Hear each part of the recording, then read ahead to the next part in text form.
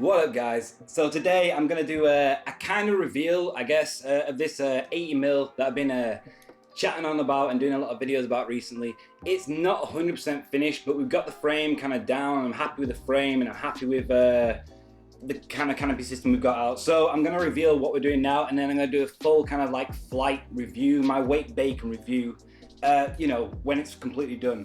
So the 80mm loops build for now, because I haven't actually got a name for it. Why an 80mm?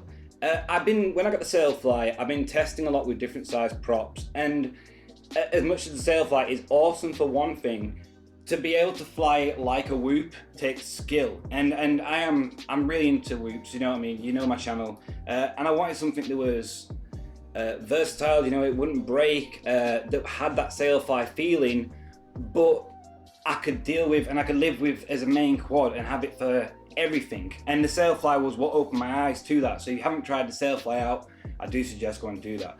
So I went through a lot of different frames. I went for 100, I haven't got the 100mm with me. I went for an 80mm, a 90mm, 100mm, a 65mm. And what I found the best for what I was looking for was the 80mm. Just for the 40mm props. I mean, I've got these, I've got the Happy Model props on it now. With it normally, the HQ ones, I use them, and even better with it, I cut them down to bi-blades, and it just flies absolutely amazing.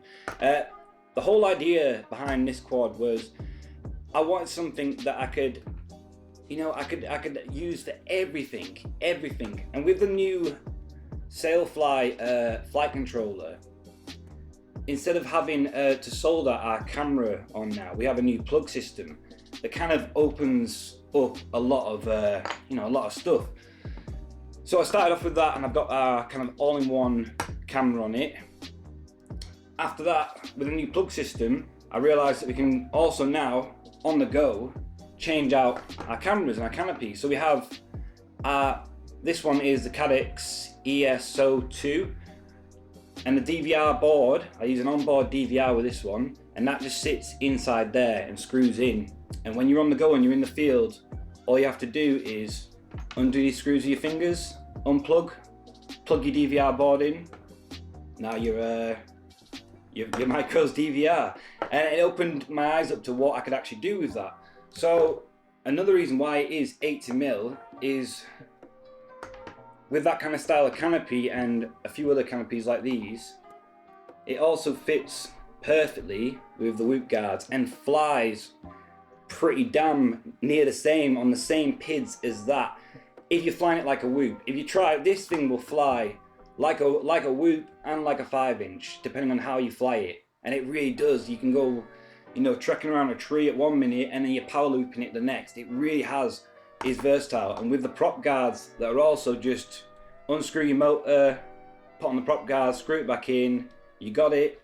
You want to change it to HD, you're going to do some HD footage, unscrew these with your fingers, pop the canopy off, HD camera. Also we're changing it so, well, I'm changing it so we can fit the HD DVR board in the canopy instead of the VTX, and the VTX is going to go on below that and all screw into this system. So it will be just a switch case of unscrew on the field, unplug, plug the HD in. This one you have to screw back in for now, screw back in, and on you go. So it is open up for all sorts of stuff. Again, another reason why it is strength. I'm not sick of it, but I break stuff so much, and it's always just something, another. With this thing, it just is bulletproof. The canopy, the sailfly canopy, I know a lot of people don't like it because it looks like a shitty 3D print. I couldn't give a crap what it looks like. It is so strong, it's perfect for me. That's what I need. I haven't broken a camera since I got it.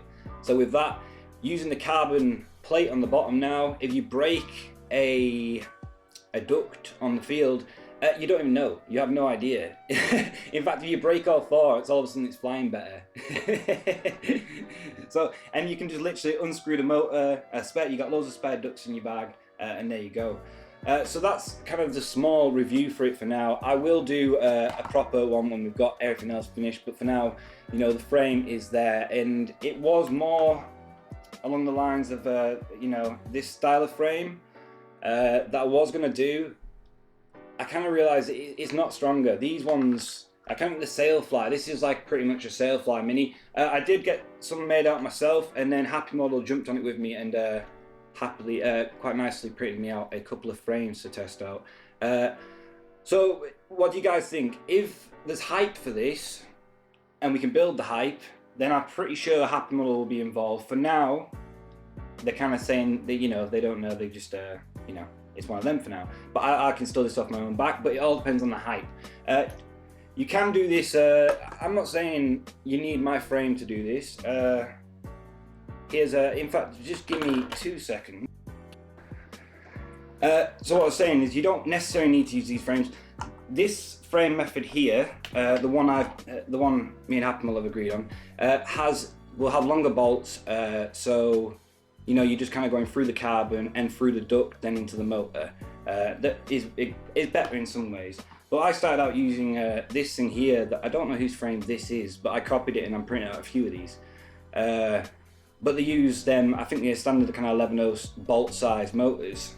And what I found out is, if you've got one of the Mobula 7 V3 frames, if I could put that a bit closer, you can see around the motor bolt holes, there's actually some like little slide holes in the struts, I guess you'd call it, and they line up near enough perfect to your 11/0 whatever bolt holes. So if you cut them off at one of them, you can actually, so this is kind of, you know, this bit, you can actually just bolt that onto them bolt holes. You can screw that on. Screw your motor onto that first, then use these little extra slides and screw them onto that like that, and you can use these kind of frames as well. Just a little thing I found out when I was trying to test these frames out.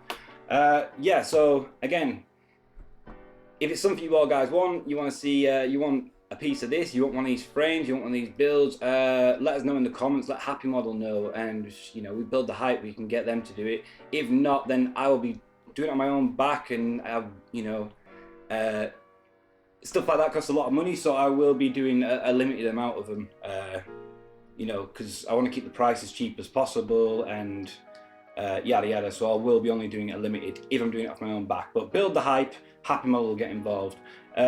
So yeah, again, the 80mm. I'm going to be doing loads of videos with this right now, because it's took me probably about, I'd actually, saying that, I started working on these frames over a few years ago and give up on it and started working on it again after the sailfly. So probably when the sailfly came out, I've been working on it hard since then, and this thing for me flies fucking perfect. It's so good, for me anyway. Other people might not agree, but anyway, thank you very much guys.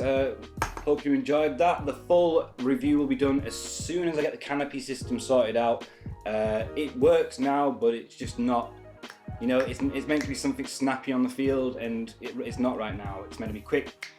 Like, you know, if you break a camera, we're meant to be now be able to just go, okay, unplug, new camera, and it's not quite that quick yet, but we're getting there. So yeah, thank you again guys. Trick tutorials coming up this week, I promise you. I don't know what it's going to be yet, but I promise you I'm getting them out. I'll see you on the next one, okay? Boys.